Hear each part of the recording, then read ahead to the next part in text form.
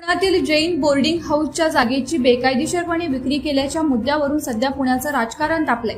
या प्रकरणात खासदार आणि केंद्रीय राज्यमंत्री मुरलीधर मोहोळ हे गोत्यात येण्याची शक्यता आहे। जैन समाजाने मुरलीधर मोहोळ यांच्यावर गंभीर आरोप केले आहेत। जैन बोर्डिंग हाऊसची जमीन ज्या गोखले कन्स्ट्रक्शन कंपनीला विकण्यात आली त्यामध्ये मुरलीधर मोहोळ यांची भागीदारी आहे। मुरलीधर मोहोळ आणि त्यांच्यासोबतच्या 2 बिल्डरांनी जैन बोर्डिंगची जागा हडप केल्याचा आरोप राजू शेट्टी यांनी केला।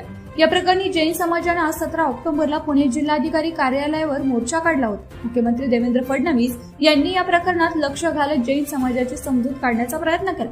त्यामुळे या जमीन विक्री व्यवहाराला प्रचंड महत्त्व प्राप्त झालं। जैन समाजाने केलेल्या आरोपांबाबत अद्याप मुरलीधर मोहोळ यांनी कोणतेही स्पष्टीकरण दिलेले नाही। मात्र त्यांच्यावर सध्या होत असलेल्या गंभीर आरोपांमुळे मुरलीधर मोहोळ यांच्या दिल्ली दौऱ्याविषयी राजकीय वर्तुळात उलटसुलट चर्चा सुरू झाल्या आहेत।